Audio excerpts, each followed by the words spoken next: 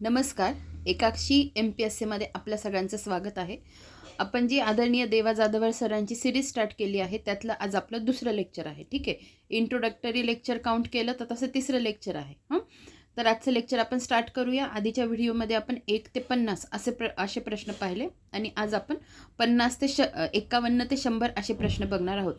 जेवढं तुम्ही जास्त सपोर्ट कराल, सपोर्ट म्हणजे शांत बसून जेवढं बघाल, जेवढ्या तुमच्या कमेंट्स येत आहेत, शेवटी हा पुश असतो एखाद्या गोष्टीसाठी. ठीक आहे, की आपण किती वेळात हे कंप्लीट करू शकतो. म्हणजे सपोर्टचा अर्थ या उद्देशाने घ्या. फॉर एक्झाम्पल ऑफलाईनचं लेक्चर असेल माझं, विद्यार्थी जेवढे शांत बसतात ना माझे, तेवढं ते लेक्चर पुढे निघून गेलेलं असतं. मला लगेच 2 बॅचेसमधला डिफरन्स कळतो, त्या विद्यार्थ्यांमधला फरक कळतो. ठीक आहे. जे शांततेने ऐकतात ना, ते खूप पटकन ती बॅच पुढे जाते आणि जे गडबड करतात, बाकी विनाकारण टाईमपास करतात, बडबड करतात, त्यांची थोडीसं त्यांना मग बाकीचं सांगण्यात वेळ जातो. ठीक आहे. तर तसंच इथे पण आहे.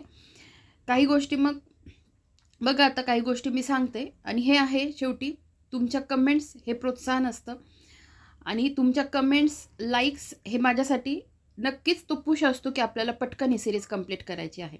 बाकी ज्यांच्या मनात कुठेही हे आहे की ही कंप्लीट होणार आहे की नाही, एका सरांनी केलं, अपेक्षा एकच की ही सिरीज कंटिन्यू राहावी किंवा संपवावी, काय जे असेल ती कमेंट. तर मी पुन्हा सांगते, आधी पण सांगितलं आहे, आदरणीय देवा जाधवर सरांचे जे काही पुस्तकं, फॉर एक्झाम्पल याच्यापूर्वी मी 3 पुस्तकं सरांची संपवली आहेत. त्यांचेच पुस्तकं कसं काय संपता माझ्याकडून? बघा, एक तर करंट अफेअर्स हा माझा फेवरेट सब्जेक्ट आहे. सगळ्या सब्जेक्टमध्ये करंट अफेअर्स माझा खूप फेवरेट सब्जेक्ट आहे. त्यात काय होतं, सरांचं पुस्तक जे असतं निश्चित ते मोठं असतं, मला कंप्लीट करायला नक्कीच त्रास होतो, पण ते आटोक्यात असतं ॲज कम्पेरेटिव्ह टू माझ्या बाकीच्या सिरीज आहे. आता फॉर एक्झाम्पल विठ्ठल बडे सरांची सिरीज, ती अशी लवकर संपणाऱ्या सिरीजपैकी नाही आहे. किंवा मी कंबाईन ग्रुप बी सीची प्री आणि मेन्सची PYQची सिरीज केलेली आहे स्टार्ट. ती अशी लवकर संपणारी सिरीज नाहीच आहे. ही सिरीज 100% लवकर संपते, कारण याला एक लिमिट आहे. 1200 प्रश्न आहे, 600 प्रश्न आहे, ते माझे होतात. त्यात तुम्ही जोर लावून धरला की 100% ते ना कंप्लीट पूर्णत्वास होण्याकडे ते तुम्ही खेचणारे असतात. हे मी कुठेही खोटं बोलत नाही, ही काळ्या दगडावरची रेख. एखाद्या वेळेस उशीर झाला व्हिडिओ यायला, एखादे दिवस आलं नाही, जेव्हा विद्यार्थी एखादा विचारतो ना, मॅडम पुढचा व्हिडिओ कधी येणार आहे, कृपया सांगा, त्याला म्हणता पुश किंवा त्याला म्हणता खेचणं. तर हे तो सगळं तुमच्या हातात आहे, ही सिरीज कंप्लीट करून घ्यायची. पण वेळ कुठे जातो, कसा जातो ते मी सांगते. आता फॉर एक्झाम्पल, जर मी इंट्रोडक्टरी लेक्चर बनवलं आहे ना तुमच्यासाठी, तर कोणत्याही पुस्तकाचं इंट्रोडक्टरी लेक्चर याच्यासाठी असतं की तुम्हाला सारखं सारखं मला कमेंट सेक्शनमध्ये काही बोलायची गरज नाही पडायला पाहिजे. आणि दुसरी गोष्ट की माझा तो पण वेळ वाचतो आणि ऑल ओव्हर पुस्तकाच्या किमतीपासून पुस्तकाची ठेवण, त्याच्यातली इंडेक्स, या सगळ्या गोष्टी तुम्हाला दिसाव्या एकत्र, हे माझा मेन उद्देश असतो. ठीक आहे. तर मग त्याच्यासाठी इंट्रोडक्टरी लेक्चर असतं, मग त्याच्यात तुम्हाला किंमतही मिळून जाते, ते पुस्तक कुठे मिळतं तेही कळतं. ठीक आहे. तर आता ज्यांचा हा प्रश्न आहे, काहींना हे माहिती नसेल इंट्रोडक्टरी लेक्चर आहे, कदाचित काही बघतही नसतील आणि डायरेक्ट कमेंट करत असतील, तर सगळ्यांसाठीच इंट्रोडक्टरी लेक्चरमध्ये पुस्तक मी स्वतः कुठून घेतलेलं आहे, मी स्वतः किती रुपयांना घेतलेलं आहे, पुस्तकाची खरी MRP काय आहे, ऑनलाईन तुम्ही मागवू शकतात का, किंवा डिस्काउंटमध्ये पुण्यामध्ये कुठे चालू आहे, हे सगळं कोणासाठी करते मी, कोणासाठी, तुमचे कुठेतरी पैसे वाचावे, बरोबर. त्याच्यासाठीच मी सांगते ना. मला काय गरज पडली एवढं इंट्रोडक्टरी लेक्चर जाऊन बघा मी काय काय सांगितलं आहे त्याच्यात. मी तर स्वतः किती रुपयाला घेतलं, 120 रुपयाला, 90 रुपयाला पुण्यात मिळते. कुठे? पुणे बुक फेस्टिवलमध्ये. अजून ॲमेझॉनवर अजून कमी किमतीत मिळत असेल कदाचित. देवा जाधवर सर तर तुम्हाला सगळ्यांना माहितीच आहे. त्यांच्या टेलिग्राम चॅनलला गेले तुम्ही, किंवा ते स्वतः पर्सनल नंबर देतात, त्यांच्याशी कॉन्टॅक्ट केला तर तेही तुम्हाला काही गोष्टी स्वतःहून सांगतील की म्हणजे ऑनलाईन अजून कमी किमतीत मिळत असेल तर मला माहिती नाही आहे. ठीक आहे. मग ते एक झालं की तुम्हाला पुस्तकं कुठे मिळतील. दुसरी गोष्ट, PDF च्या 2 सरांच्या कमेंट्स आहेत. मला एक सांगा, एकतर कोणते तरी शिक्षक मला त्यांचं पुस्तक दाखवून शिकवण्याची परमिशन देतात. जर कोणाला माहिती नसेल, तर मला सारखं सारखं हे सांगावं लागतं. जर एखादी व्यक्ती मला पुस्तक दाखवून शिकवण्याची परमिशन देते आहे आणि त्यात तुम्ही मला त्या पुस्तकाची PDF साठी कन्व्हिन्स करताय, ठीक आहे. मला एक सांगा, एक तर पुस्तक दाखवून शिकवण्याची परमिशन देत आहेत ते मोठ्या मनाने, ज्यांनी कोणी मला दिलेली आहेत त्यांनी, ठीक आहे.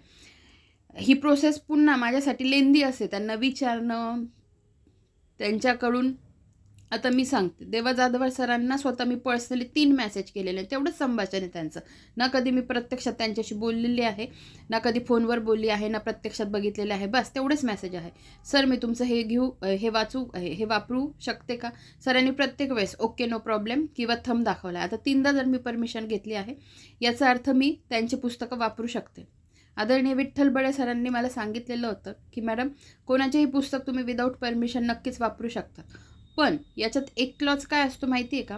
आणि त्यांनीच नाही, अजून 2-3 शिक्षक आहे ज्यांनी मला हे सांगितलेलं आहे, तुम्हाला पुस्तक वापरताना कोणाची परमिशन घ्यायची गरज नाही आहे. पण मी तुम्हाला एक सांगते, आत्ताचं थोडंसं लेक्चर थोडं मोठं होईल, कारण ह्या गोष्टी बोलणं खूप गरजेचं आहे.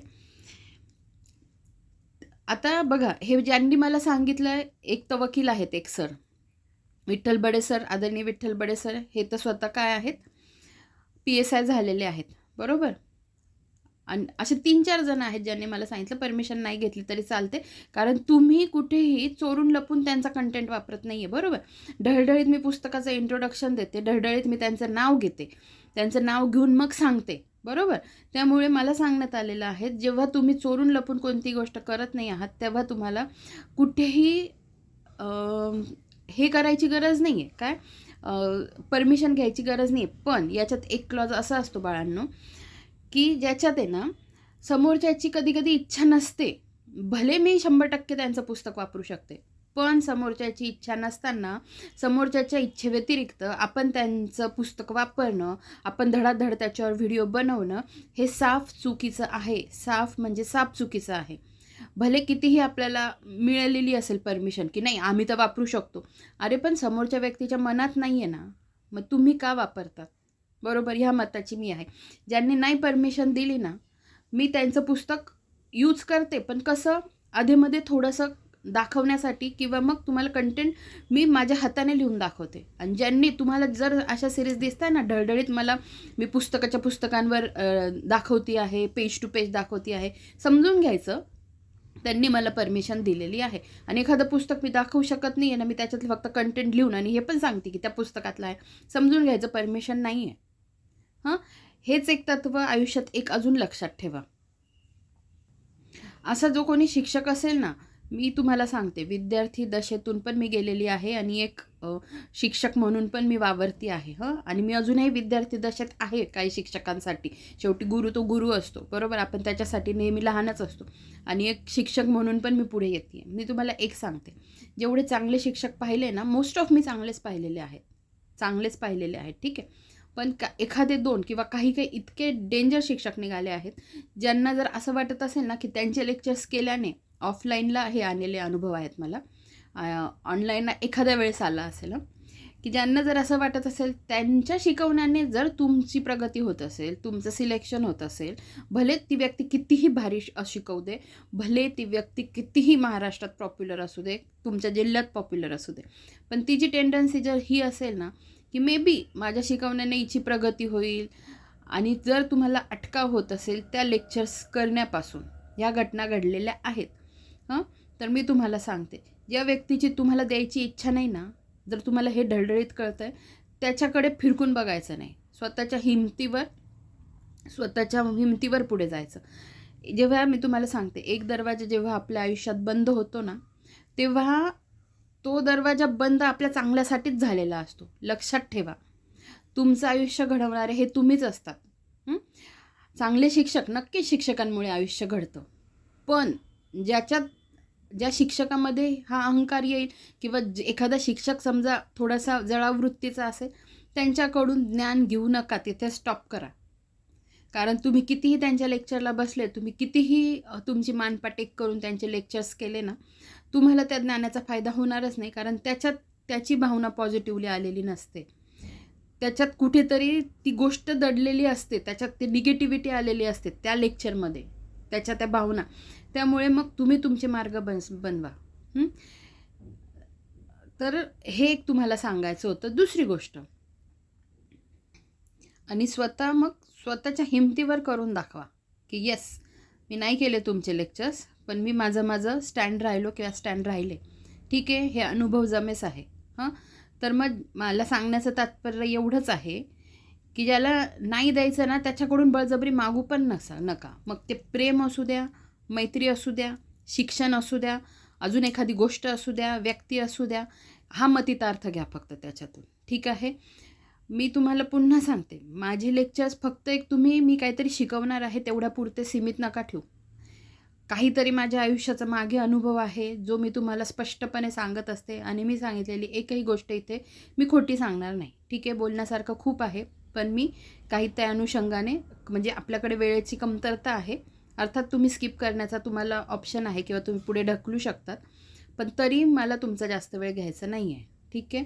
तर मग PDF मला तुम्हाला एवढंच सांगायचं आहे की जर कोणीतरी आपल्याला पुस्तक दाखवून शिकवण्याची मुभा देतं आहे, पुन्हा मी तुम्हाला कमी किमतीत कुठे पुस्तकं मिळेल हे पण सांगते आहे, तर त्या व्यतिरिक्त मी कसे तुम्हाला PDF देऊ, स्वतः पुस्तकाची PDF बनवायची आणि स्वतः मी माझ्या टेलिग्राम चॅनलवर टाकायचे, हे कितपत योग्य आहे याचा विचार तुम्हीच करा, ठीक आहे.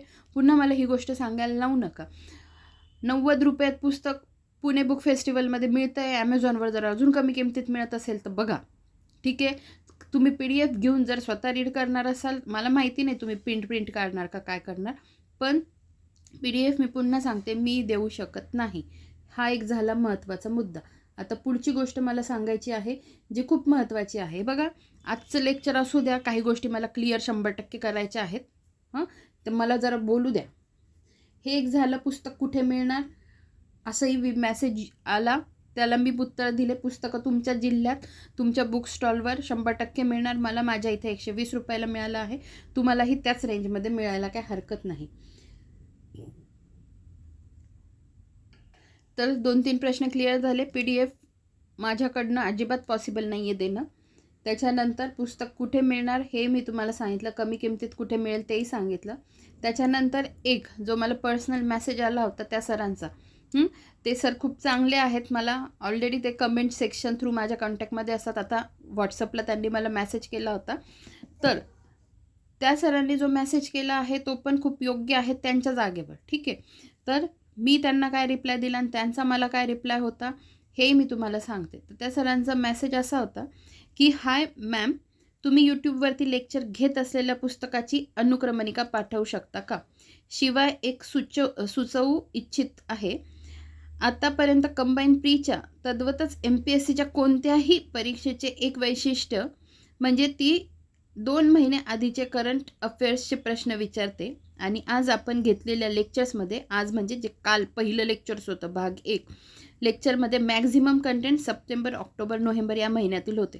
मला वाटते तुम्ही जर शक्य असेल तर तुम्ही ऑगस्ट 2025पर्यंतचे घ्यायला पाहिजे, कारण कंबाईन 2025 या एक्झाममध्ये ऑगस्ट किंवा त्यानंतरचे करंट अफेअर्स येईल असे मला व्यक्तिशः वाटत नाही. बाकी आपल्या शुभेच्छा आणि स्माइली 2 फेसेस. याला मी उत्तर काय दिलं आहे ते पण मी तुम्हाला सांगते. अनुक्रमणिका नाही आहे, आणि हो, मला माहिती आहे की आयोग करंट कुठपर्यंत विचारते तो विचार पण मी केलाच होता आणि आजही आला माझ्या मनात, पण तरी मी चालू करून दिले लेक्चर्स. तुम्ही 600ची सिरीज फॉलो केली नसेल तर ती बघा आणि याचा विचार मी करते, ठीक आहे. आता याच्यात 2-3 गोष्टी नीट लक्षात ठेवा. एक तर त्या सरांनी त्यांच्या जागेवर ते बरोबर आहेत, बरोबर, कंबाईनसाठी जे प्रिपेअर करतायत, पण आधी ऐकून घ्या मला काय म्हणायचं आहे ते. मी प्रत्येक गोष्टीचं विश्लेषण करणार आहे तुमच्यासाठी. ते त्यांच्या अँगलने बरोबर आहे आणि मी माझ्या अँगलने कशी बरोबर आहे हे पण मी तुम्हाला सांगणार आहे. मग तुम्हाला मार्ग कोणता निवडायचा ते तुम्ही बघा. एक तर हे पुस्तक, आता पुन्हा सांगते, दिसतं हे 2 पुस्तक, 600 सराव प्रश्न, 1200 सराव प्रश्न, 600 आणि 1200. याच्यात काय आहे पुन्हा दाखवते बघा. चालू घडामोडी 600 सराव प्रश्न जानेवारी ते ऑगस्ट 2025, जानेवारी ते ऑगस्ट 2025. ज्यांना कोणाला वाटत असेल आपण कंबाईनसाठी करतो आहोत आणि आपल्याला 2025मधले रिसेंटचे चालू घडामोडीचे प्रश्न व्यवस्थित करून हवे आहेत. त्यांनी ही पुन्हा सांगते 600ची सिरीज फॉलो करा. जानेवारी ते ऑगस्ट 600ची सिरीज आहे. याच्यात फक्त आणि फक्त तुम्हाला तेच प्रश्न दिसतील. ही जी सिरीज आहे बघा काय दिलेलं आहे सरांनी 2025मध्ये चालू घडामोडीवर आधारित, म्हणजे याच्यात जानेवारी ते नोव्हेंबर किंवा मग जास्तीत जास्त डिसेंबर, थोडेफार डिसेंबरचे हे प्रश्न याच्यात आहे. आता मला सांगायचं काय आहे, हा विचार मी सुद्धा केला, 100% हा विचार मी केला. पण शेवटी एक मला जे वाटतं ना मनातून कोणतीही गोष्ट एक आपलं पॉझिटिव्ह इंट्युजन असतं. आता हे जे मी स्टार्ट केलं होतं ना हे मी रँडमली घेतलेले आहेत. 1 पासून 600पर्यंत ना मी मध्येच कोणते तरी स्टार्ट केलेले आहेत. अशा पद्धतीने मी संपवले आहेत. हे माझं इंट्युजन होतं की मला फर्स्टपासून स्टार्ट करायचं आहे. मध्ये मी सिक्वेन्स 100% बदलू शकते. पण मला सांगायचं काय आहे, हे ज्या पद्धतीने मी स्टार्ट केलेले आहे हे मला आज कालही मी बरोबर वाटली, आजही मला मी बरोबर वाटते. दुसरी गोष्ट, ज्यांना ते करायचे असतील त्यांनी, आणि तुम्हाला 600ची सिरीज फॉलो करणं मस्ट आहे. कारण खूप साऱ्या गोष्टी एकदा जा बघा त्या गोष्टी तुमच्या तोंडपाठ होऊन जाते. दुसरी गोष्ट मला सांगायची आहे की याच्यात आता अनुक्रमणिका तर नाही आहे सर, बघा तुम्ही दिसते तुम्हाला अनुक्रमणिका कुठेही नाही आहे, डायरेक्ट प्रश्न स्टार्ट होतात. म्हणजे याच्यावरून काय कळतं की प्रश्न रँडमली दिलेले आहेत सरांनी. नो डाऊट इथे नोव्हेंबर, सप्टेंबर, ऑक्टोबरचे पहिल्या याच्यात प्रश्न जास्त होते. मग मी चेक केलं, मी जर तुम्हाला शब्द दिला ना की मी याचा विचार करते, तर मी 100% काल विचार केला. ठीक आहे, तर मग मी विचार केला आणि मग मी चेक केलं की कुठून बाकीचे प्रश्न चालू होत आहेत. ठीक आहे, तर 150-160पर्यंत जर तुम्ही बघितले तर ऑक्टोबरपर्यंतचे प्रश्न आहेत. त्याच्यानंतर ऑक्टोबर नोव्हेंबरचे आहेत. त्याच्यानंतर स्टार्ट झालेले आहेत अधेमध्ये. पण हे मी आता बघा दिसते, मी तुम्हाला मुद्दामून दाखवते आहे. आता इथे निस्सार मोहीम आहे. कितवा प्रश्न आहे? 465. पुढे बघा, नमस्ते योजना. आता जागतिक आनंदी दिवस 20 मार्चला सेलिब्रेट होतो, मार्चचा आहे. ठीक आहे, त्याच्यानंतर म्हणजे हे रँडमली आहे आणि मध्ये 100% ऑक्टोबर, नोव्हेंबर, सप्टेंबरचे येणार. आता हे मी चेक करत बसणं कितपत योग्य आहे आणि किती वेळ जाणार आहे हे तुम्ही बघा. पुन्हा जर शेवटी आलो ना, पुन्हा कोणते येत आहेत? सप्टेंबर, ऑक्टोबरचे. म्हणजे मी मागून स्टार्ट करू दे, पुढून स्टार्ट करू दे, तेच होतं आहे. दुसरी गोष्ट मला अजून एक सांगायची आहे. हा झाला मुद्दा. म्हणजे 150 ते 160पर्यंत प्रश्न मी कव्हर केले की तुमचे जे तुम्हाला हवे आहेत कंबाईनच्या विद्यार्थ्यांना, तुमची रिक्वायरमेंट चालू होते. बरोबर. अजून एक मग दुसरी गोष्ट मला काय सांगायची होती की हा जो मॉब आहे करंट अफेअर्सची सिरीज ऐकणारा, हा मॉब जो आहे हा खूप मोठा आहे ना. म्हणजे नुसते कंबाईनचे स्टुडंट्स नाही आहेत इथे कंबाईनचे आहेत, सरळ सेवेचे आहेत, MPSCचे आहेत. ठीक आहे, तर हे सगळे विद्यार्थी इथे आहेत. दुसरी गोष्ट म्हणजे ज्यांना,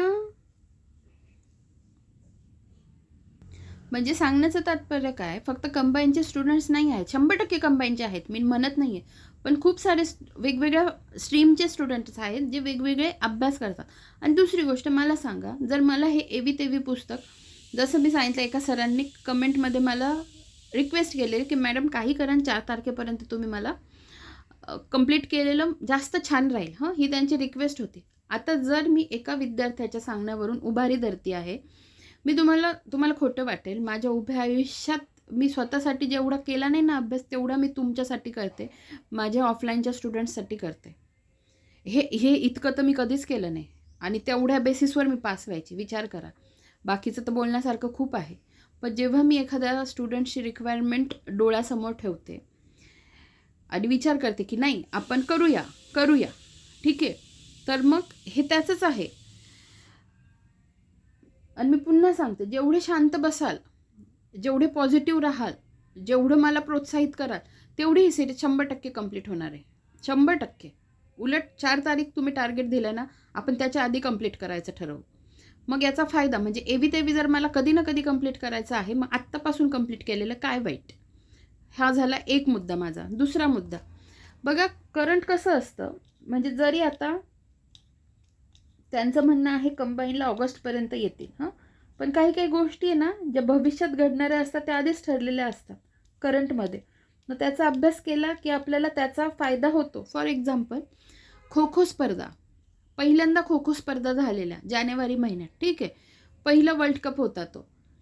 आता ही घटना ऑलरेडी आपण 2024मध्ये बघितली. मग तेव्हा आपण असा विचार केला का की अरे 2025मध्ये होणार आहे, आत्ता बघायची काय गरज आहे?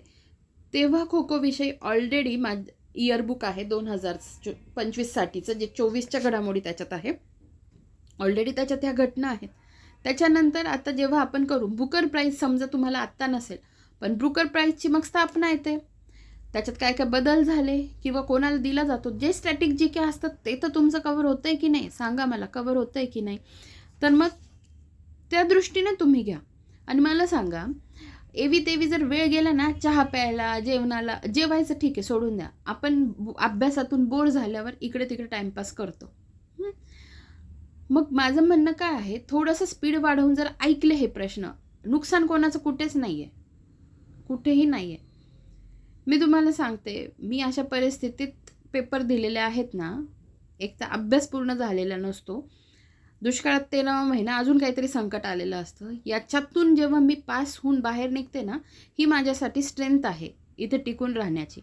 आणि मी तुम्हाला नेहमी काय सांगते, नुसतं मी शिकवते एवढंच नका घेऊ, माझ्या आयुष्यातले अनुभव जास्त महत्त्वाचे आहे या सगळ्यांपेक्षा. पण शिकवणं तर मस्ट आहे, पण हे जे मी पोटतिडकीनं सांगते ना, हे खूप महत्त्वाचं आहे.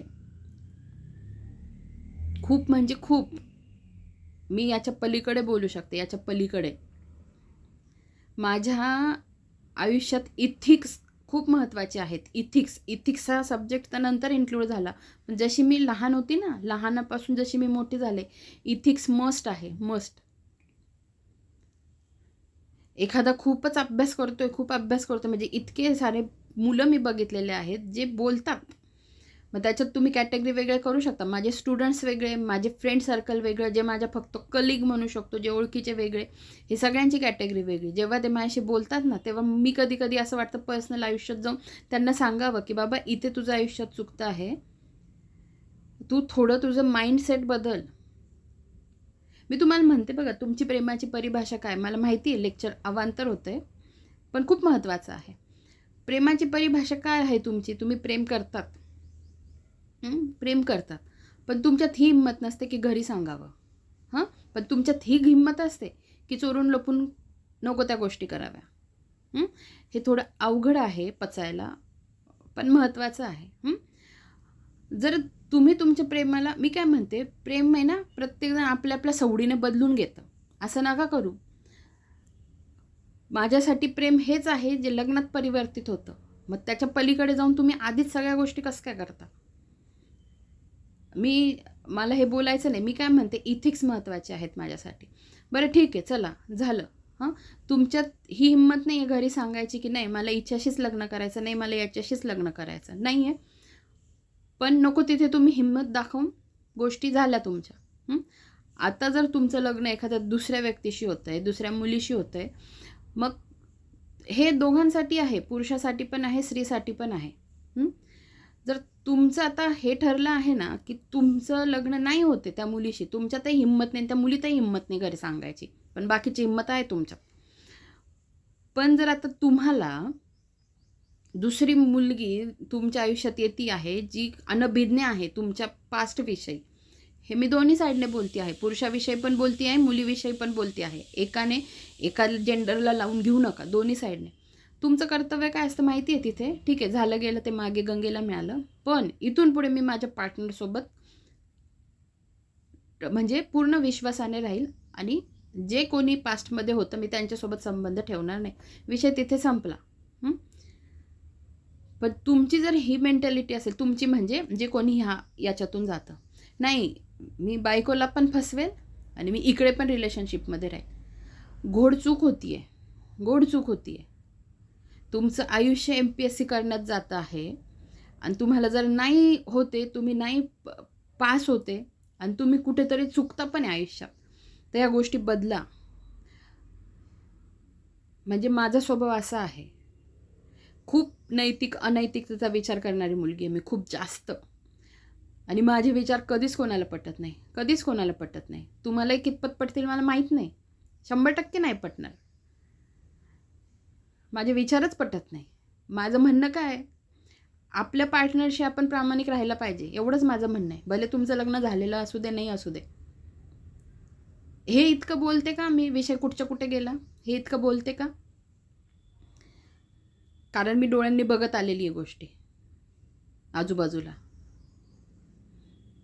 आणि दोन्ही साईडने, मी म्हणत नाही पुरुषच स्त्रियांना फसवतो, स्त्रिया पण फसवतात बिनधास्त. माझं म्हणणं एवढंच आहे, या सगळ्या गोष्टींचा जरा विचार करा. आयुष्यात आपण कुठे चुकतो आहोत का? हे बघा, आपल्या कर्मात आणि आपल्या चांगुलपणात एवढी ताकद असते ना, की आणि खरेपणात एवढी ताकद असते ना, की मोठ्यातलं मोठं संकट परतून लावण्याची ताकद असते आपल्या चांगुलपणामध्ये. म्हणजे उद्या समजा एखादं संकट पार तुमच्या तोंडावर चालून आलं, पण तुमची त्या संकटासमोर अगदी ठामपणे पाय रोवून उभी राहण्याची हिंमत तुम्हाला कोण देतं? तुमचा खरेपणा देतो. हे नीट लक्षात ठेवा. उद्या एखादं मोठं संकट आलं, पण तुम्हाला जर तुमचं पूर्वायुष्य आठवत असेल, की नाही इथे चुकलो होतो, नाही इथे चुकले होते, नाही याच्याशी वाईट वागलो होतो, तिच्याशी वाईट वागले होते, ह्या गोष्टी जर तुम्हाला आडव्या येत असतील, तर मग तुम्ही कुठेतरी घाबरतात, तुम्ही कुठेतरी खरंच चुकले आहात.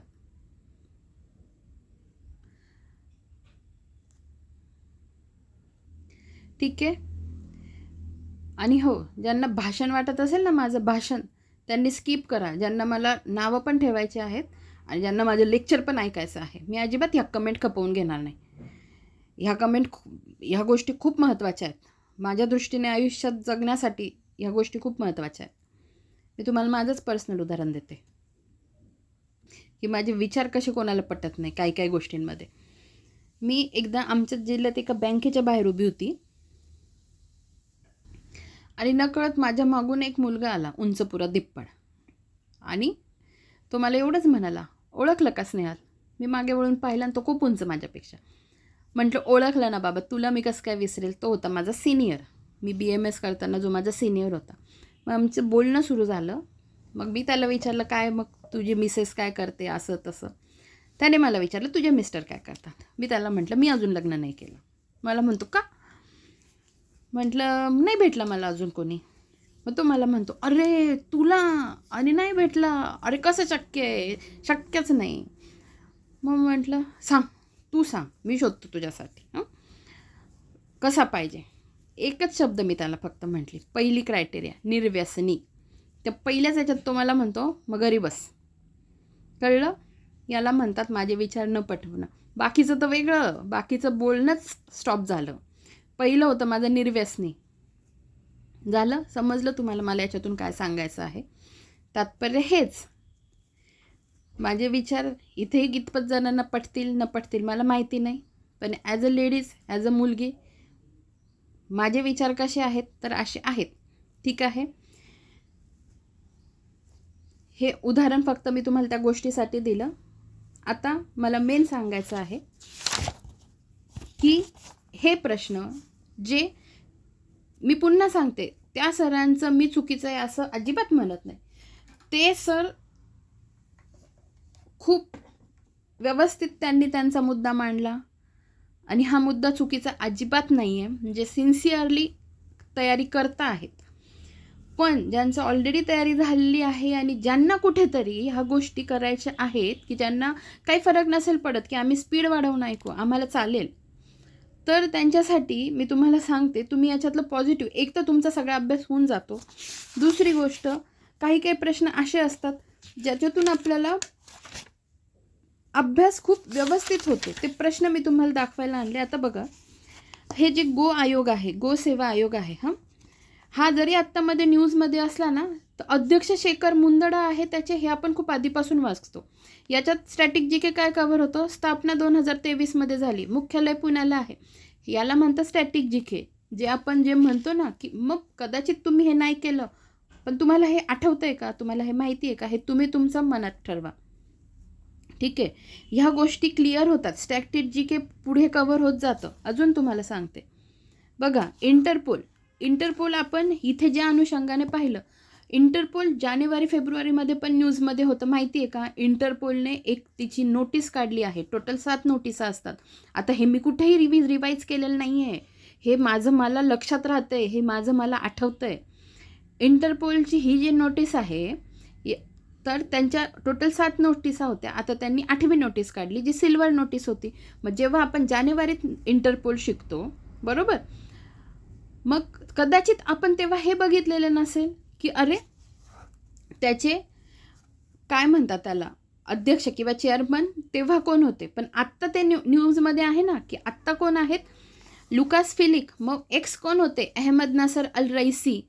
अरे आपला अभ्यास होतोय का नाही होते, एक तुम्ही मला सांगा, पटतंय तुम्हाला. आपण तेव्हा समजा नसेल केलेलं. आणि सिल्वर नोटीस कशासाठी असते सांगा मला. मी तेव्हाही सांगितलं, संपत्तीचं स आणि सिल्वर नोटिसीचं स कोरिलेट करा. आणि स कोरिलेट करून काय होईल, स फॉर सिल्वर, स फॉर संपत्ती. म्हणजे गुन्हेगाराची संपत्ती आपल्याला शोधायची असेल तर सिल्वर नोटीस इटलीने जारी केली होती. म्हणजे तेव्हाही इंटरपोल चर्चेत होतं, आत्ताही इंटरपोल चर्चेत आहे. पण तेव्हा ज्या गोष्टी आपल्या स्किप झाल्या त्या आत्ता आपल्याला कळतील. मुख्यालय त्याचं लिऑन फ्रान्समध्ये आहे आणि आत्ताचे अध्यक्ष पण फ्रान्सचेच आहे. ठीक आहे. त्याच्यानंतर मी मुद्दामून हे प्रश्न आणले तुमच्यासाठी काही. आता आशिया पॉवर इंडेक्स 2025, हां, आत्ता आहे भारताचा क्रमांक 3रा. पण जेव्हा हे मी मागे शिकवलं होतं तेव्हा पण मी तुम्हाला हेच सांगितलं होतं की USA आय थिंक तेव्हाही पहिला होता, आत्ताही पहिला आहे. तर ह्या गोष्टी आपल्याला एवढं तर कळतं. उद्या समजा एशिया पॉवर इंडेक्स तुम्ही जुना नसेल केला समजा, पण आत्ताचा तुमच्या डोळ्याखालून गेलेला आहे. तर आशिया पॉवर इंडेक्सनुसार 40 गुणांसह भारत कितव्या क्रमांकावर आहे, 3रे आहे. पहिल्या क्रमांकावर USA आहे. आणि समजा तुम्हाला 2024चं काय विचारलं, तुमच्या एवढं तर लक्षात राहील, अरे USA पण इन्क्लूड आहे त्याच्यात. मॅडमने सांगितलं होतं आशिया म्हटलं तर आशिया, मग USA कसं काही असं वाटू शकतं, पण एशिया पण आहे. त्याच्यानंतर आंध्र प्रदेशमध्ये नव्यानेच 3 जिल्हे निर्माण केल्यामुळे संख्या किती झाली आता, 29. हां, मग पूर्वी किती होती, 26. हे बघा, हा प्रश्न खूप क्वालिटी प्रश्न मी समजू शकते. महिला प्रीमियर लीग 2026च्या 4थ्या सत्रातील सर्वात महागडी खेळाडू कोण ठरली, मला सांगा. दीप्ती शर्मा. आता मी एवढंच कव्हर केलं का बघा, मी ह्या तुमच्या 3ही कंप्लीट केलेल्या आहेत आणि सोबत 2025ची जी तुम्हाला विचारलं जाऊ शकते ते कंप्लीट केलं. आता इथे मी काय कंप्लीट केलं हे मी तुम्हाला रिपीट सांगणार नाही, पण विजेते आणि उपविजेते कसे लक्षात ठेवायचे, नंतर आत्ताचे जे त्यांचे कोणत्या याची कोणती कर्णधार होती हे मी तुमचं ट्रिक्सच्या स्वरूपात पाठ करून घेतलं. मग हा व्हिडिओ नाही होणार का कंबाईनवाल्यांसाठी महत्त्वाचा, सांगा मला. सूर्यकिरण युद्ध सराव, हां, जरी 2025मध्ये झाला युद्ध सराव, कोणतेही विचारू शकतात ते. समजा सूर्यकिरण 2024मध्ये झाला असेल, 23मध्ये झाला असेल, पण तुम्हाला हेच माहिती नाही सूर्यकिरण नेमका कोणत्या 2 देशांदरम्यान होतो, हे मी तुम्हाला ट्रिक्सच्या स्वरूपात सांगितलं. आणि आजही असे एक नाही अनेक प्रश्न आहेत जिथे तुम्हाला ह्या गोष्टी कळतील की हे किती महत्त्वाचं आहे. आता बघा, इथे तर हा प्रश्न आत्ता आलेला आहे. 2025मध्ये खालीलपैकी कोणत्या राज्याच्या निर्मितीला 25 वर्ष पूर्ण झाली. पण जेव्हा मी राष्ट्रीय स्पर्धा शिकवल्या होत्या माझ्या ऑफलाईन स्टुडंटला, राष्ट्रीय गेम्स, नॅशनल गेम्स कुठे झालेले, उत्तराखंडमध्ये झालेले. तिथे त्यांचा लोगो जर तुम्ही बघितला ना, त्या लोगोमध्ये दिसतं रौप्य महोत्सवी वर्ष उत्तराखंडचं. आता मला सांगा, समजा तिथे नोटीस नसेल झालं किंवा ज्यांचा खूप अभ्यास आहे त्यांना लगेच नोटीस होतं, अरे 2000ला स्थापना झालेली आहे, आत्ताचा रौप्य महोत्सवी वर्ष आहे. म्हणजे जी मेंदूला चालना मिळते किंवा हे जे अभ्यास आहे ना हा चालू असतो. मला नाही वाटत, मग मी पुन्हा सांगते, उलट एवढं एक्सप्लेन मी करते आहे. अजून एखादे 2 प्रश्न बघू देत मला. बरं ठीक आहे, एवढं सफिशियंट समजते मी तुम्हाला माहिती देण्यासाठी. पण मला सांगण्याचं तात्पर्य काय की ह्या गोष्टी मधून पण मागच्या गोष्टी कव्हर होतात. आणि नसतील कव्हर होत, ज्यांना असं वाटत असेल नाही आम्हाला कंबाईनच करायचं आणि हे नाही करायचं, तर हे लेक्चर तुम्ही स्टॉप करा आणि पुढचे बघा. पण मी निवडून नाही करू शकत आहे की म्हणजे आता मग मी सगळे चेक करायचे कुठे. आता इथे जानेवारीचे आहे, ठीक आहे, जानेवारीचे. जानेवारीचे याच्यापेक्षा पण जास्त प्रश्न सरांनी 600मध्ये, मी पुन्हा सांगते 600 सर्व प्रश्न खूप छान घेतलेले आहेत. ज्यांना कोणाला वाटत असेल आम्हाला आत्ताचेच म्हणजे हे आमच्यासाठी नाही आहे, तुम्ही बिंदास नका बघू, पण मी त्याचा फायदाही तुम्हाला सांगितला आहे. आणि मी तुम्हाला एक सांगते, विद्यार्थी एवढे हुशार आहेत खूप जास्त, म्हणजे त्यांना मी किती एखादी गोष्ट पोटतिडकीने जरी सांगितली ना, माझे अनुभव देऊन जरी सांगितले ना, तुम्ही तेच करणार जे तुम्हाला योग्य वाटणार. आणि मी असं नाही म्हणत तुम्हाला जे वाटतं ते अयोग्य आहे. नक्कीच माणसाने आपल्या मतावर फर्म राहावं. मी कितीही काही पण ओरडून सांगू दे, तुम्ही तुमच्या मतावर फर्म राहा, मी माझ्या मतावर फर्म राहील. आज मला जर हे वाटतं आहे की मी हे ह्या सिक्वेन्सने कंप्लीट करावे, मला हे करायचंच आहे, तर मी ह्या सिक्वेन्सने जाईल. हे कंबाईनवाल्यांसाठी पण महत्त्वाचं आहे, सरळ सेवावाल्यांसाठी पण महत्त्वाचं आहे. पण दुसरी गोष्ट, मला मध्येच वाटलं की मला आता हे स्टार्ट करायचे आहे, मी 100% ते स्टार्ट करेल, मधूनच स्टार्ट करेल. पण सध्या मला हे वाटतं आहे मी ह्या सिक्वेन्सने जाणार आहे आणि खूप मोठा मॉब आहे जो सगळ्यांना जो सगळे हे लेक्चर ऐकतो, कारण सरळ सेवेचे पण माझे विद्यार्थी आहेत आणि माझे कंबाईनचे पण विद्यार्थी आहेत, ठीक आहे. तर मी नक्कीच आता अर्ध्या तासाच्या वर मी जास्त बोललेली आहे, अर्ध्या तासाच्या वर. आणि मी असं म्हणत नाही तुम्ही माझ्याशी बोलू नका, तुम्ही मला कमेंट करू नका, तुम्ही मला मेसेज करू नका, 100% करा, कारण तुमच्या याच्यातून माझं विचारचक्र चालू होतं. पण मला सांगायचं तात्पर्य काय की मी पण एवढं पोटतिडकीने सांगते आहे, इतकं सांगते की माझ्या घशाला आता कोरड पडली, ठीक आहे. मला पाणी पिऊ द्या 1-2 मिनिट.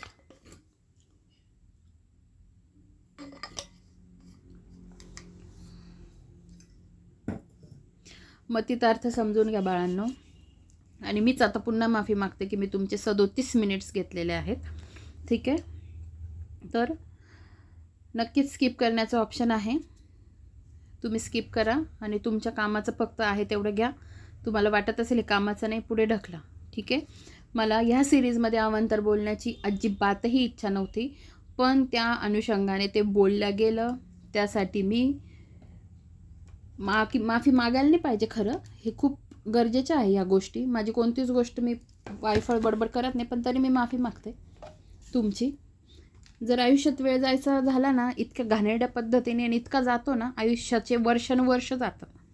जर तुम्ही ह्या अर्ध्या तासाचं जर कॅल्क्युलेशन कुठे करत असाल की मॅडमने अर्धा तास लेक्चर दिलं, तर तुम्ही चुकतायत. माझा आयुष्याचा अनुभव, घाणेरड्या पद्धतीने आयुष्य वाया जातात हे मी बघितलेलं आहे, ठीक आहे. त्यामुळे कधी कोणाचा अपमान करू नका कोणत्या बाबतीत. आणि ज्यांच्याकडून जे मिळत असेल ना, जे खरंच मोठ्या मनाने देतात, त्यांचा रिस्पेक्ट मनात ठेवा. त्यांचा रिस्पेक्ट, ती कृतज्ञता ठेवली ना, तर त्यांनी शिकवलेलं तुम्हाला लागू पण होतं, ठीक आहे. आणि जसे डिस्क्रिमिनेशन मी माझ्या ह्याच्यात बघितलं असेल, शिक्षकांनी केलं असेल, मला तर चांगले भेटत गेले, पण क्वचित काहींनी जळाऊपणाने काही गोष्टी केल्या असतील. तर मी तुम्हाला सांगते, माझ्यासाठी माझे विद्यार्थी कोणतंही डिस्क्रिमिनेशन इथे होणार नाही. ना लैंगिकदृष्ट्यानं वर्ण म्हणजे काळा गोरा भेद, पैशाचा भेद, जातीचा भेद, धर्माचा भेद, कोणताही भेद इथे होणार नाही, नाही आणि नाही. इथे फक्त आणि फक्त मी एक जी आहे ही सगळ्यांना सारखी आहे. हां, माझं वागणं बदलेल जर तुम्ही तुमची पायरी सोडली, तुम्ही माझा कुठे अपमान करण्याचा प्रयत्न केला, तुम्ही विनाकारण माझ्या वाकड्यात शिरले, तिथे मी तुम्हाला नक्कीच उत्तर देईल.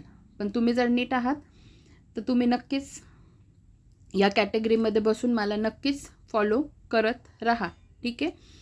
काही गोष्टी मला हार्श शब्दात सांगाव्या लागतात, पण माझ्याकडे गत्यंतर नाही आहे. जर इथे चांगले स्टुडंट आहेत तर खूप खूप काही विचित्र वागणारे पण विद्यार्थी असतात, ठीक आहे. त्यामुळे मला सगळंच बघावं लागतं.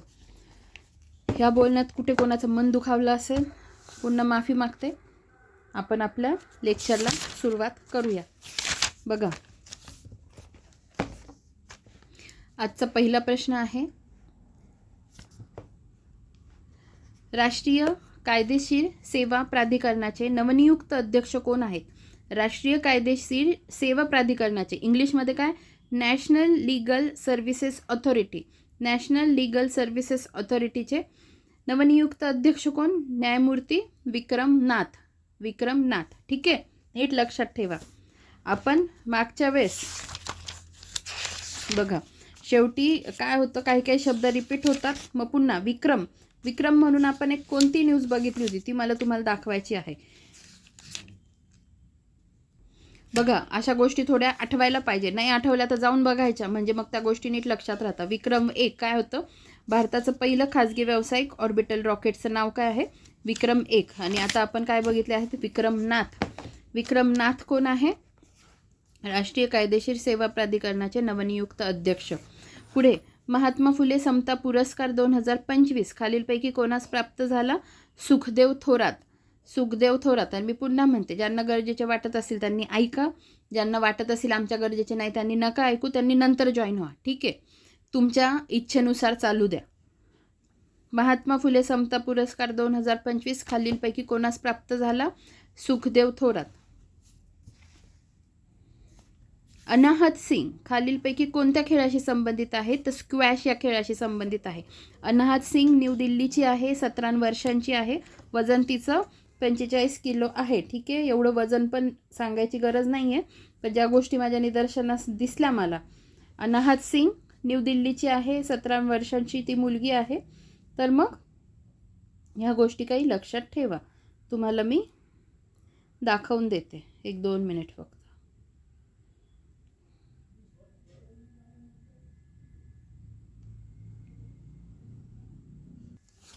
हे बघा, ही आहे अनाहत सिंग. ठीक आहे, प्लेयर्सचे इमेजेस पण मी दाखवते कारण तुमच्या लक्षात राहिलं पाहिजे. ही आहे अनाहत सिंग काय आहे, स्क्वॅश प्लेयर आहे. ठीक आहे, पुढे बघा,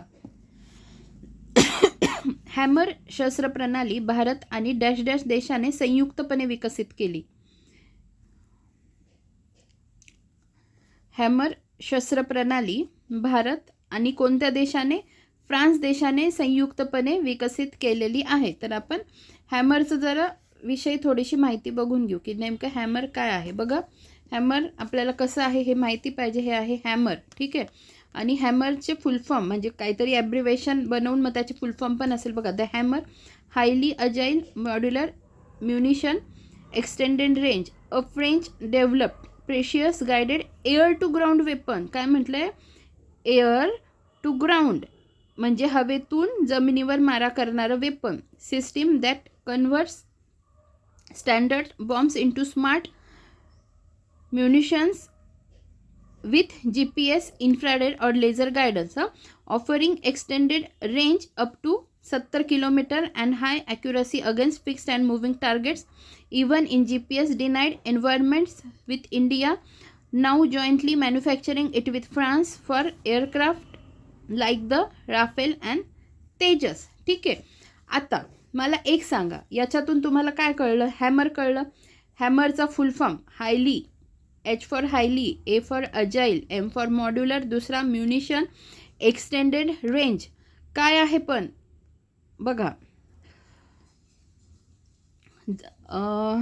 एअर टू ग्राउंड म्हणजे हवेतून. आता हॅमर, आता समजा हॅमर, आता हॅमर माहिती आहे ना, आता कसं दाखवू मी तुम्हाला. आपण बघा असं मारतो, जेव्हा आपण हॅमर करतो किंवा हातोडी अशी मारतो, किंवा आमच्या मेडिकल फील्डमध्ये पण जेव्हा आम्हाला काय म्हणतात रिफ्लेक्सेस चेक करायचे असतात. फॉर एक्झाम्पल कोपरा असेल, गुडघा असेल किंवा घोटा असेल, तेव्हा आमच्याकडे हॅमर नावाचं एक यंत्र असतं. ठीक आहे, हॅमर. तर ते असं जेव्हा आम्ही आता समजा इथला रिफ्लेक्स चेक करायचा आहे इथे, किंवा अजून दुसरी आता इथला समजा चेक करायचा असेल, तेव्हा आम्ही ते मारतो. आता ते मारताना कसं वरून मग खाली मारतो ना, हवेतून खाली मारतो, किंवा हातोडी आपण आधी वर नेतो मग खाली मारतो. ठीक आहे, मी असं करून दाखवते. म्हणजे काय कळतंय तुम्हाला, हॅमर कोणतं आहे, एअर टू ग्राउंड वेपन आहे. हे लक्षात ठेवा, मला तुम्हाला हे सांगायचं होतं. पुढे बघा, शिखांचे 9वे गुरु तेज बहादूर यांची 2025 मध्ये कितवी पुण्यतिथी पार पडली.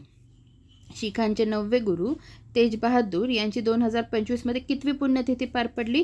तर लक्षात ठेवा 350वी.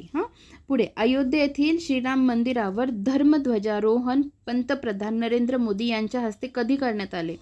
तर 25 नोव्हेंबर 2025. मी नेहमी सांगते काही तारखा हटके असतात ज्या लक्षात ठेवायला सोप्या जातात. मग त्या कशाशी संबंधित आहे हे 100% लक्षात ठेवायचं.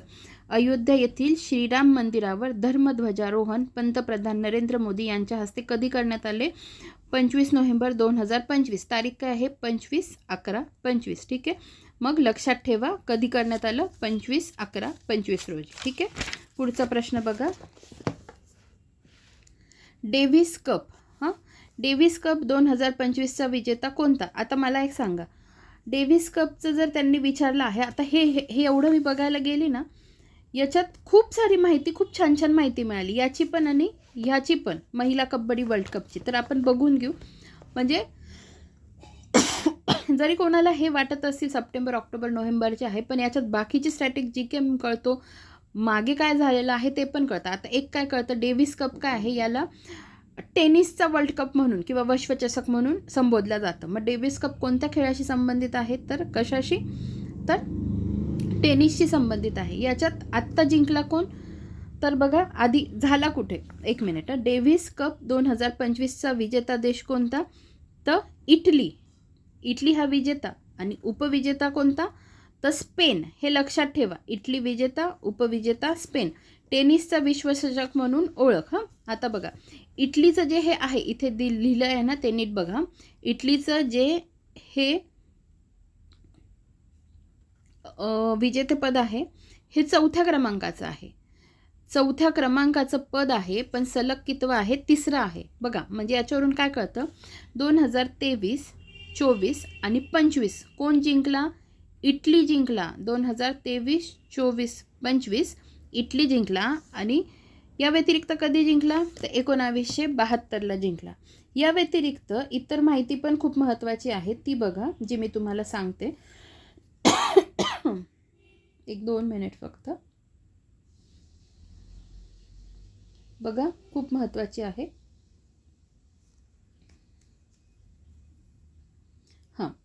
मग जो डेव्हिस कप झाला, ती जी आवृत्ती होती ही कितवी होती? बघा, 113वी आवृत्ती होती. आणि त्यानंतर ठिकाण कुठे आहे? झालं कुठे हे? तर इटलीमध्येच झालं. म्हणजे एक तुम्हाला कळलं की जिंकला इटलीच आणि झाला कुठे डेव्हिस कप? इटलीमध्येच झाला. ठीक आहे. त्याच्यानंतर इटलीचं कितवं आहे? 4थं आहे आणि सलग 3रा आहे. म्हणजे 1972, 2023, 24, 25 इटली जिंकला. ठीक आहे. त्याच्यानंतर टेनिसचा विश्वचषक म्हणून ओळखला जातो. ठीक आहे. आणि इटलीने सलग 3ऱ्यांदा विजय मिळवला. मग अमेरिकेने किती? 1968 ते 72 पर्यंत 5 विजेतेपद त्याने जिंकले आहे. ठीक आहे. आता जे महत्त्वाचं होतं तेवढं मी तुम्हाला सांगितलेलं आहे. मग झाला कुठे? इटली, बोलोन्या या ठिकाणी. आणि 4थं विजेतेपद आहे. ठीक आहे. आता पुढे बघा, महिला कबड्डी वर्ल्ड कप 2025चा अंतिम सामना कोठे पार पडला? महिला कबड्डी वर्ल्ड कप 2025चा अंतिम सामना कुठे पार पडला? ढाक्याला पार पडला. कितव्या क्रमांकाची होती? बघा, फक्त 2ऱ्या क्रमांकाची होती. फक्त आणि फक्त 2ऱ्या क्रमांकाची. मग आपल्याला माहिती पाहिजे पहिल्या क्रमांकाची पण, त्यामुळे ही न्यूज खूप महत्त्वाची आहे. ठीक आहे. महिला कबड्डी वर्ल्ड कप 2025चा अंतिम सामना कुठे पार पडला? तर ढाक्याला पार पडला. विजेता कोण आहे? भारत देश. ठीक आहे. उपविजेता चायनीज तायपे. भारत सलग 2ऱ्यांदा विजय. म्हणजे जेव्हा तो पहिल्यांदा पार पडला बघा 2012ला, त्याच्यानंतर 2025ला झालेला आहे. म्हणजे सलग किती? 12-13 वर्षांनी तो पार पडला. म्हणजे 2012ला पहिला जो पाटण्याला झाला होता आणि तेव्हा इराणला हरवलं होतं भारताने. आणि भारत पहिल्या वेळेस पण भारतच जिंकला आणि आत्ताही कोण? भारतच जिंकला. ठीक आहे. झाला कुठे होता? ढाक्याला. Suhrawardy indoor stadium, Dhaka, Bangladesh. क्रमांक कितवा आहे? 2रा. त्याच्यानंतर उपविजेता लक्षात ठेवा चायनीज तायपे. विजेता संघ भारत. सहभागी देश किती? 11 होते. ठीक आहे. आणि भारताने इराणचा सलग 2ऱ्यांदा, म्हणजे एवढंच लक्षात ठेवा, आत्ताचा जो विश्वचषक होता तो दुसऱ्या क्रमांकाचा होता. मग पहिला कधी झाला? 2012ला. तेव्हा पण भारतच जिंकला. भारताने तेव्हा कोणाला हरवलं होतं? भारताने तेव्हा हरवलं होतं इराणला, आणि पाटणाला झाला होता. आत्ता कुठे झाला? ढाक्याला झाला. हां, तर ह्या गोष्टी थोड्या लक्षात ठेवा. दोन्ही वेळेस भारतच जिंकलेला आहे. पुढे बघा, INS माहे पाणबुडी विरोधी युद्ध नौका नौदलात कधी दाखल झाली? तर नोव्हेंबर 2025. हां, काय आहे? INS माहे काय आहे? पाणबुडी विरुद्ध युद्ध नौका आहे, जी नोव्हेंबर 2025मध्ये नौदलात दाखल झाली. पुढे बघा, 2025च्या 26 नोव्हेंबर संविधान दिनाची थीम आपले संविधान आपला स्वाभिमान आहे.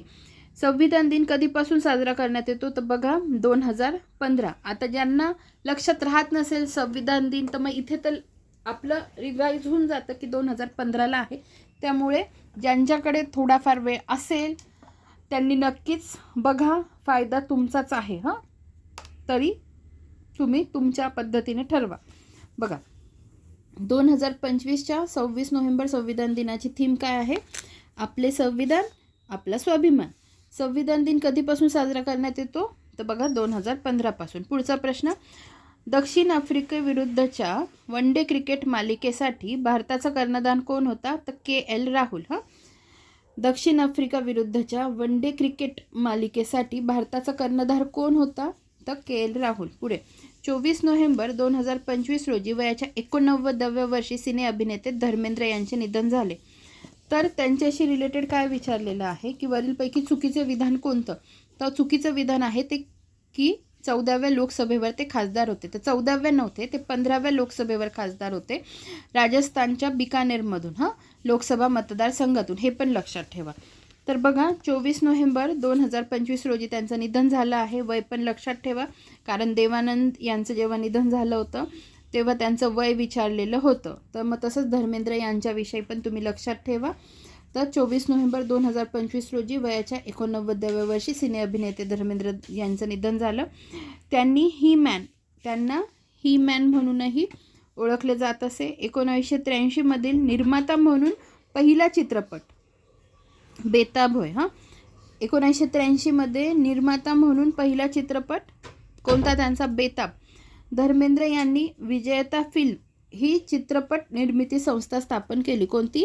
विजयता फिल्म. हां, ही चित्रपट निर्मिती संस्था स्थापन केली. आणि चौथं स्टेटमेंट तर मी तुम्हाला सांगितलेलं चूक आहे, आणि बरोबर पण कसं आहे ते पण सांगितलं. पुढे बघा, तिसरी आंतरराष्ट्रीय आयुर्वेद परिषद 2025 या देशात पार पडली.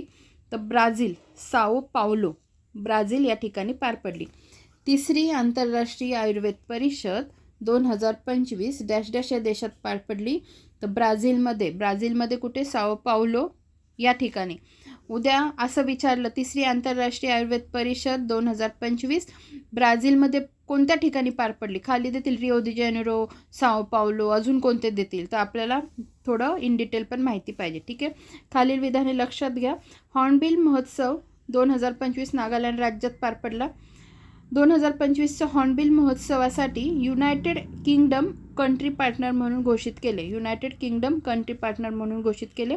बरोबर आहेत दोन्ही विधानं. ठीक आहे, पुढे बघा, हरियाणा महिला आयोगाची ब्रँड ॲम्बेसिडर म्हणून कोणाची निवड झाली? तर इथे शेफाली शर्मा लिहिलेलं आहे, तर शेफाली वर्मा. ठीक आहे, शेफाली वर्मा जे क्रिकेटर आहे आणि ती रोहतक हरियाणाची आहे. मग हरियाणा महिला आयोगाची ब्रँड ॲम्बेसिडर म्हणून कोणाची निवड झाली?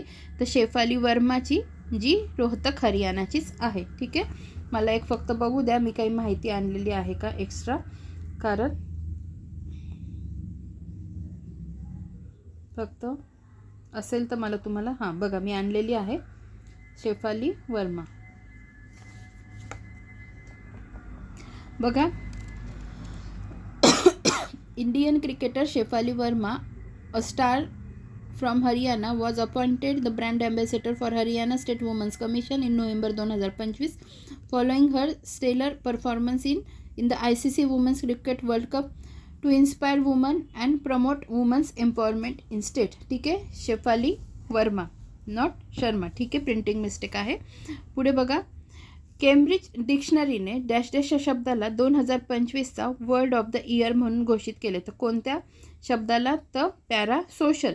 आता जर अजून इन डिटेल शिकवायचं झालं तर यांचे नेमके अर्थ काय होता हे पण आपण शिकवू शकतो, पण ते अर्थ तुम्ही बघून घ्या.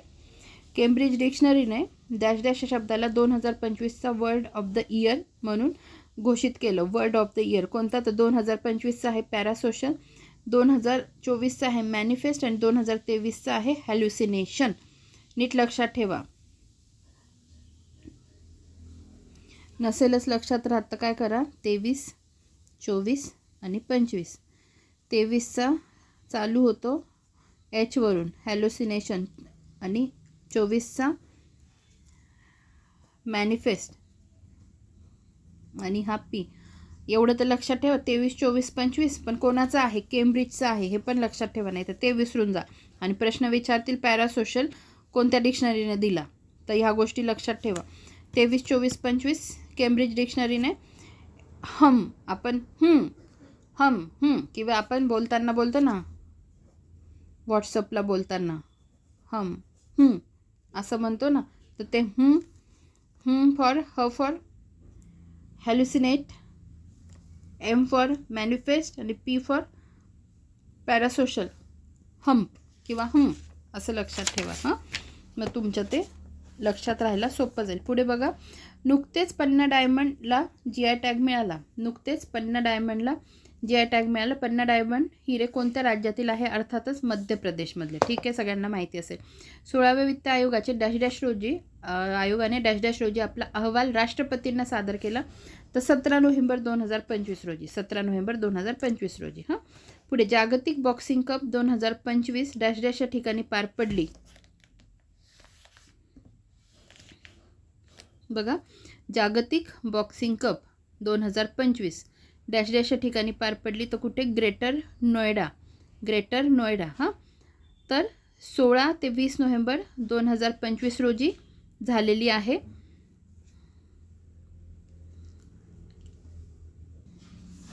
ठीक आहे, तर लक्षात ठेवा जागतिक बॉक्सिंग कप 2025 डॅश डॅश ठिकाणी पार पडली.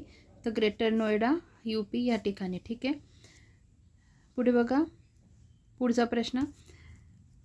खालील विधाने लक्षात घ्या. गुजरातमधील अंबाजी मार्बलला नुकताच GI टॅग मिळाला.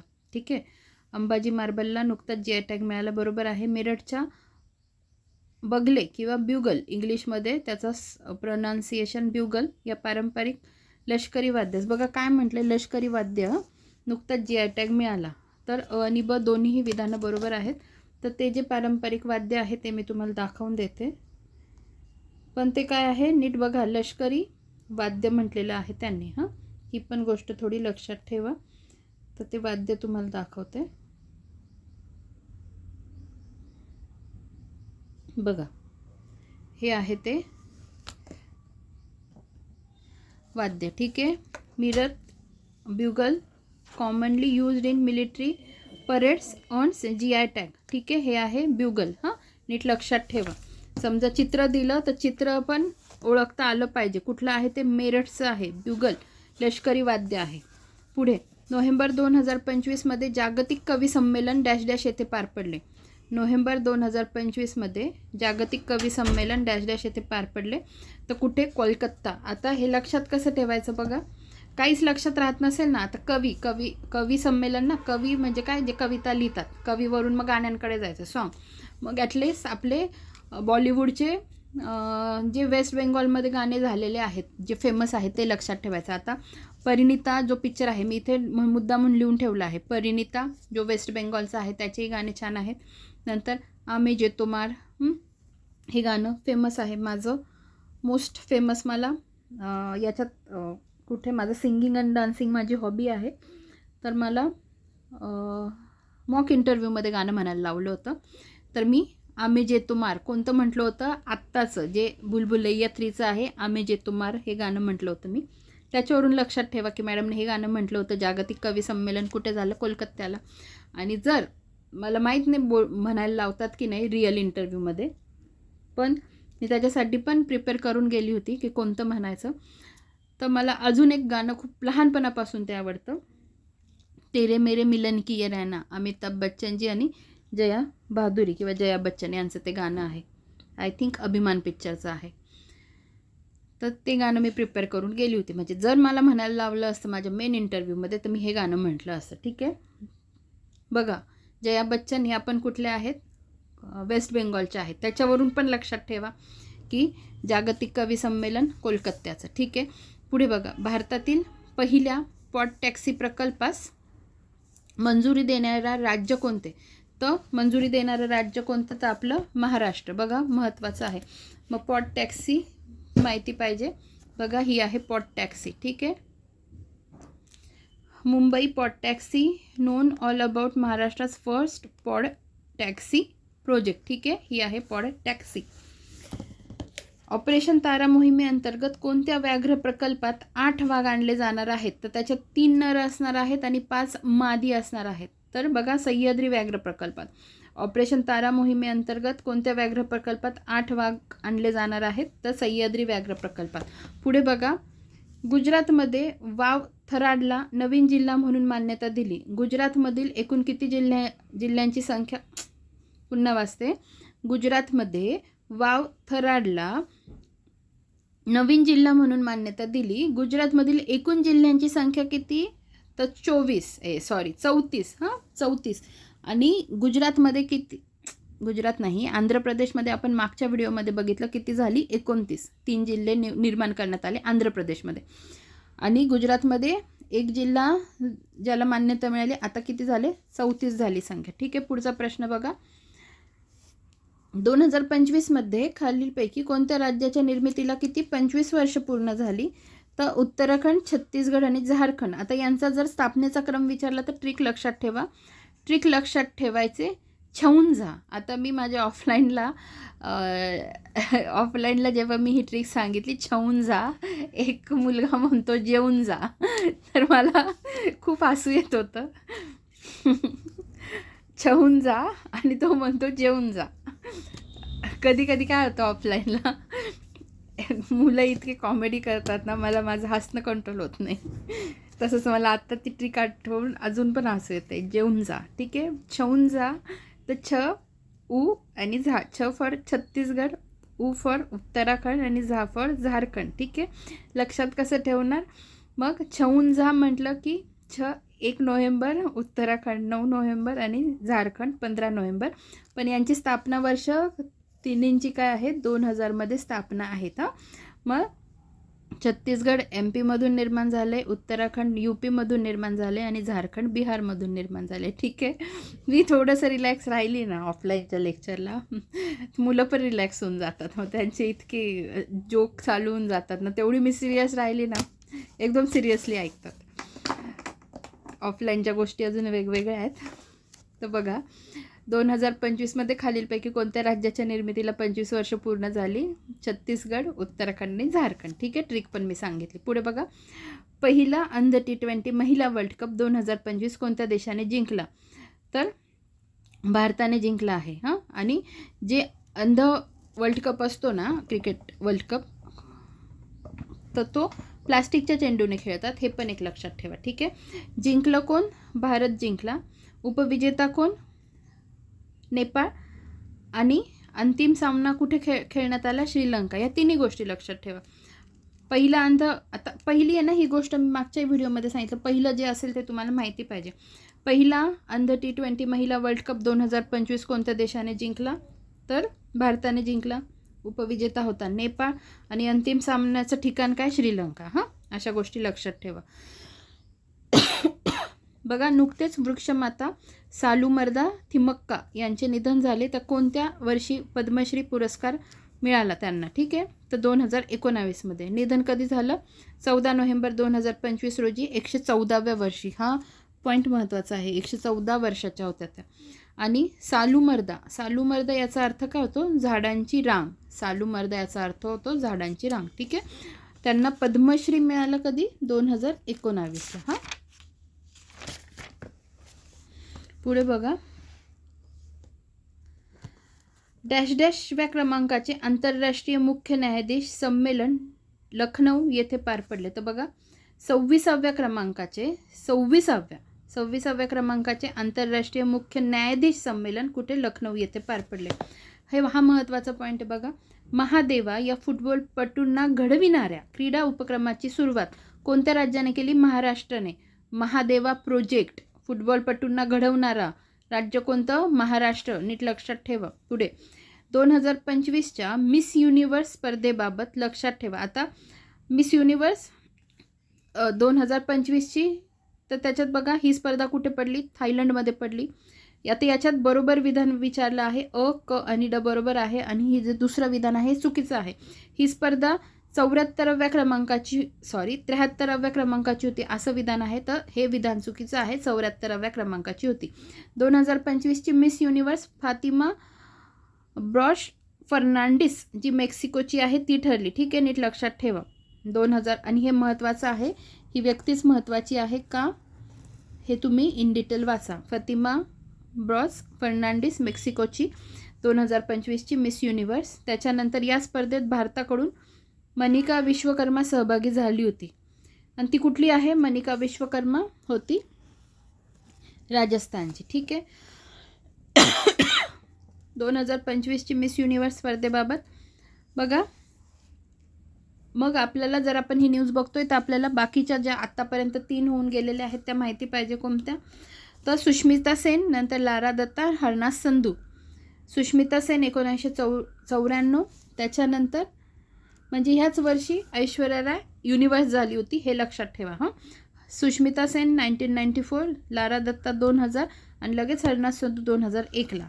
या गोष्टी अशा लक्षात ठेवा. बघा, e voting in bracket Bihar. E voting करणाऱ्या भारतातील पहिल्या व्यक्तीचे नाव, पहिलं माहिती पाहिजे. कोण? विभा कुमारी. पुढे माउंट एव्हरेस्ट सर करणारी भारतातील पहिली अंध महिला झोजिंग अंगमो ठरली. ती कोणत्या राज्यातील आहे? माउंट एव्हरेस्ट सर करणारी पहिली अंध महिला झोजिंग अंगमो कोणत्या राज्यातली आहे? हिमाचल प्रदेशची आहे. नीट लक्षात ठेवा. पुढे नवीन कामगार कायदे डॅश डॅश या दिवसापासून भारतात लागू झाले. कोणत्या? 21 नोव्हेंबर 2025. नवीन कामगार कायदे 21 नोव्हेंबर 2025 या दिवसापासून भारतात लागू झाले. ऑस्ट्रेलिया ओपन सुपर 500 स्पर्धा भारताच्या लक्ष्य सेनने जिंकली. ही स्पर्धा कोणत्या खेळाशी संबंधित आहे? बॅडमिंटन. ऑस्ट्रेलिया ओपन 500 स्पर्धा भारताच्या कोणी लक्ष्य सेनने जिंकली. कशाशी संबंधित आहे? बॅडमिंटनशी. टेनिससोबत कन्फ्युजन करून घेऊ नका. पुढे नुकतेच आकाश चौधरीने 11 चेंडूत प्रथम श्रेणी क्रिकेटमध्ये अर्धशतक ठोकले. आकाश चौधरीने अर्धशतक ठोकले प्रथम श्रेणी क्रिकेटमध्ये. तो कोणत्या राज्यातील आहे? मेघालयचा आहे. असं म्हणू नका चौधरी, आकाश चौधरी मराठी नाव वाटतंय. महाराष्ट्राचा कुठला आहे? मेघालयचा. आकाश चौधरी कोणत्या राज्यातील आहे? मेघालयचा. पुढे 2025 हे वर्ष डॅश डॅश या राज्याने आदिवासी अभिमान वर्ष म्हणून साजरे केले. तर गुजरात राज्याने. पुढे बघा, डॅश डॅश या राज्याने नोव्हेंबर 2025मध्ये बहुपत्नीत्व प्रतिबंधक विधेयक 2025 मंजूर केले. कोणत्या राज्याने? आसाम या राज्याने. ठीक आहे. आसाम या राज्याने नोव्हेंबर 2025मध्ये बहुपत्नीत्व प्रतिबंधक विधेयक 2025 मंजूर केले.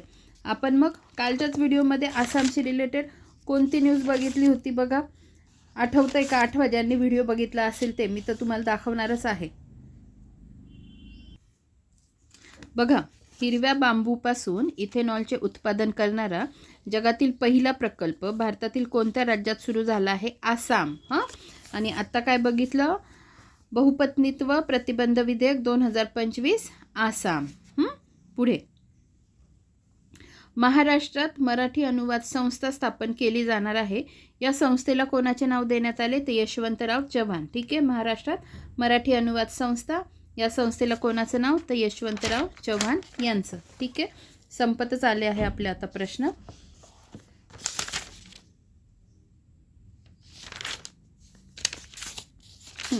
पुढचा प्रश्न, 2025चा बुकर पुरस्कार डेव्हिड सलॉय यांच्या फ्लेश कादंबरीला मिळाला. बुकर पुरस्काराची सुरुवात कधी झाली? तर बघा, बुकर पुरस्काराची सुरुवात झाली 1969ला. खूप महत्त्वाचं आहे. आणि डेव्हिड सलॉय जे आहे फर्स्ट हंगेरियन ब्रिटिश लेखक आहे. ठीक आहे. 2024चा मिळाला सामंथा हार्वे यांना, ज्यांचं पुस्तक आहे ऑर्बिटल. नंतर राशी किती आहे 50,000 पाऊंड. कोणाद्वारे दिला जातो? क्रँकस्टार्ट तर्फे आणि इंग्रजी भाषेतील सर्वोत्तम कादंबरीसाठी बुकर पुरस्कार दिला जातो. नोव्हेंबर 2025मध्ये प्राप्त राष्ट्रीय जल पुरस्कारामध्ये राज्य श्रेणीतील प्रथम राज्य कोणतं? तर आपलं महाराष्ट्र. भारत श्रीलंका संस्कृत महोत्सव 2025 कुठे आयोजित करण्यात आला होता? कोलंबो या ठिकाणी. नोव्हेंबर 2025मध्ये सायबर भारत सेतू या राष्ट्रीय सायबर सुरक्षा सरावाचे आयोजन कोणत्या राज्यात करण्यात आले? बघा, नोव्हेंबर 2025मध्ये सायबर भारत सेतू या राष्ट्रीय सायबर सुरक्षा सरावाचे आयोजन कोणत्या राज्यात करण्यात आले? त्रिपुरा राज्यात करण्यात आले. पुढे ईज ऑफ डुईंग बिझनेस राष्ट्रीय रेटिंगमध्ये डॅश डॅश राज्याने प्रथम स्थान पटकावले. कोणत्या राज्याने? केरळने. ईज ऑफ डुईंग बिझनेस राष्ट्रीय रेटिंगमध्ये केरळने प्रथम स्थान पटकावले. पुढे महाराष्ट्र रत्ने आणि आभूषणे धोरण कालावधी काय? महाराष्ट्र रत्ने आणि आभूषणे धोरण कालावधी काय? तर 2025 ते 2030. कर्नाटक येथे 2025मध्ये पार पडलेल्या भारत आणि श्रीलंकेमधील युद्धाभ्यास मित्रशक्ती कितव्या क्रमांकाचा होता? ठीक आहे. मित्रशक्ती मग कोणा दरम्यान होतो? तर भारत आणि श्रीलंकेदरम्यान. कर्नाटक येथे पार पडला 2025मध्ये. कितव्या क्रमांकाचा होता? 11व्या क्रमांकाचा होता. पुढे बघा, बिहार विधानसभा निवडणूक 2025मध्ये सर्वाधिक जागा मिळवणारा पक्ष कोणता ठरला? तर भाजप. बिहार विधानसभा निवडणूक 2025मध्ये सर्वाधिक जागा मिळवणारा पक्ष भाजप. पुढे खालील विधाने लक्षात घ्या. भारताची पहिली 3 मेगावॅट तास व्हॅनेडियम रेडॉक्स फ्लो बॅटरी प्रणाली ठिकाण ग्रेटर नोएडा. आणि भारतातील पहिले आधुनिक नदी फेरी टर्मिनल गुवाहाटी, म्हणजे आसाममधलं. तिसरी न्यूज आसामशी रिलेटेड. भारतातील पहिले आधुनिक नदी फेरी टर्मिनल कुठे? तर गुवाहाटी. आणि ब दोन्ही विधानं बरोबर आहेत. मधुमेह आणि आरोग्य ही 2025च्या जागतिक मधुमेह दिनाची थीम आहे. डॅश डॅश हा दिवस मधुमेह दिन म्हणून साजरा केला जातो 14 नोव्हेंबर. ठीक आहे. हे मी लक्षात कसं ठेवलं आहे? तुम्हाला ट्रिक सांगते लक्षात कसं ठेवायचं. 14 नोव्हेंबरला कोणाचा जन्मदिन असतो? आपल्या पहिले पंतप्रधान भारताचे पंडित जवाहरलाल नेहरू. मग त्या दिवशीच आपण बालदिन म्हणून साजरा करतो. कोणाच्या स्मरणार्थ? कारण त्यांना लहान मुलं आवडायची. बरोबर. हे एवढं लक्षात राहिलं. मग लहान मुलं कशी असतात? गोड असतात. लहान मुलं कशी असतात? गोड असतात ना. ती सगळ्यांनाच आवडतात. मग गोड पदार्थ खाल्ल्याने काय होतं? डायबिटीज होतो. मग असं कोरिलेट करून मग 14 नोव्हेंबरला जागतिक मधुमेह दिन असतो असं मी लक्षात ठेवले. ठीक आहे. मधुमेह आणि आरोग्य ही 2025च्या जागतिक मधुमेह आरोग्य दिनाची थीम आहे. पुढे जर्मन वॉचने COP30मध्ये जाहीर केलेल्या क्लायमेट रिस्क इंडेक्सनुसार भारताचा क्रमांक डॅश डॅशवा लागतो. तर कितवा लागतो? 9वा क्रमांक लागतो. ठीक आहे. 9वा क्रमांक लागतो. पुन्हा वाचते. जर्मन वॉचने COP30मध्ये जाहीर केलेल्या क्लायमेट रिस्क इंडेक्सनुसार भारताचा क्रमांक कितवा लागतो? तर 9वा क्रमांक लागतो. नीट लक्षात ठेवा. पुढे आणि आजच्या व्हिडिओचा शेवटचा प्रश्न. मुंबईतील मोठ्या सोन्याच्या टोळीविरुद्ध DRIद्वारे डॅश डॅश हे ऑपरेशन राबविण्यात आले. मुंबईतील मोठ्या सोन्याच्या टोळीविरुद्ध DRIद्वारे ऑपरेशन बुलियन ब्लेज हे ऑपरेशन राबवण्यात आले. ठीक आहे. मुंबईतील मोठ्या सोन्याच्या टोळीविरुद्ध ऑपरेशन बुलियन ब्लेज हे ऑपरेशन राबवण्यात आले. तर अशा पद्धतीने आपलं हे लेक्चर आज इथे झालेलं आहे. तर माझा प्रयत्न असेल जास्त ग्रीप घ्यायची आणि लवकरात लवकर ही सिरीज कंप्लीट करायची. आणि पुन्हा सांगते, याला लिमिटेशन्स असतात म्हणून ही सिरीज कंप्लीट होते आणि होईल. कोणतंही जर अपरिहार्य कारण आलं नाही तर, अडचण आली नाही तर, अदरवाईज आपली सिरीज 100% ह्या तर कंप्लीट होतातच. ठीक आहे. धन्यवाद.